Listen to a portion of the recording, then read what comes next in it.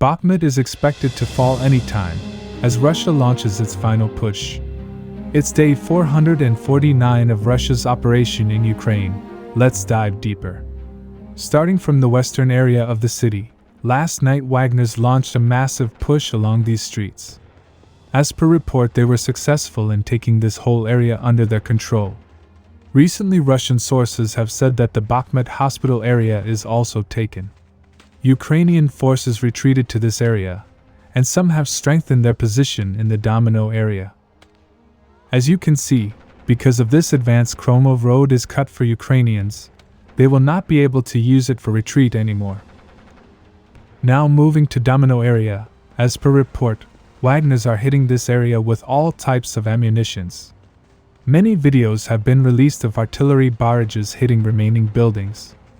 After that, Wagner started storming the Domino area. One source claims that the first row of buildings was taken. But currently I do not have confirmation of this advance. But if that's true, then only these two fortified buildings remain under Ukrainian control.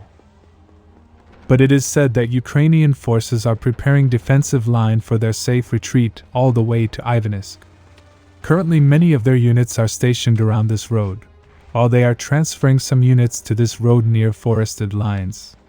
But one thing should be noted, that these are open fields, which are very hard to defend. Once they lose their footing from the buildings, they will retreat massively. But this area around MiG statue will help them in retreating safely, as they can stop Wagners from shooting their forces while they retreat methodically. To ensure this happens safely, they in fact retook this area a couple of days ago.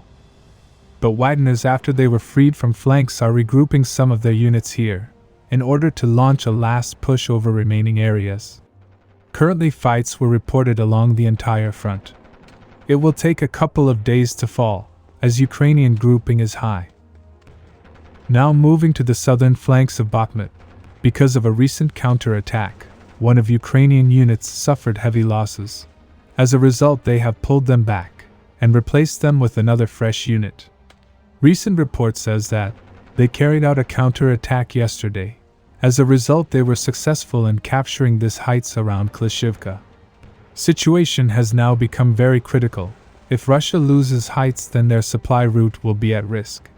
But Russia has transferred new units to this area.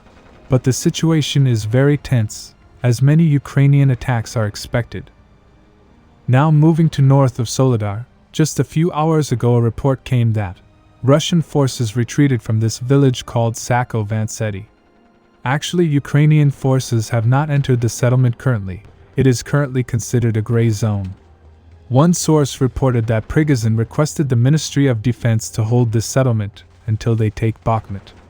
In my personal opinion, this settlement was probably attacked by both directions, and was at risk of complete encirclement. So it was a very logical decision to retreat. But as you can see, as the situation around Bakhmut gets critical, Russia is deploying many of their best units here.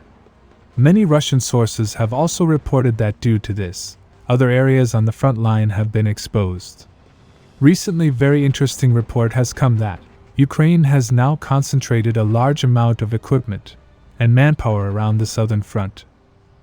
The estimated figure, according to the sources, is around 50,000. Around 16 aircraft, capable of carrying Storm Shadow missiles, and around 6 Mi-8 helicopters are also deployed at different airfields around the southern front. Ukraine has now deployed their paratrooper unit from Soledar, and 6 brigades of the 10th Army Corps. In addition, 2 brigades of 9th Army Corps were deployed around Zaporizhzhia. As per sources, fresh units have started taking over the positions from territorial defense forces. Although it is unknown if these units are at full strength or not, many of them might have Western armor. Many have speculated that a counter-offensive could begin in days or weeks. Ukraine has almost put together its iron fist.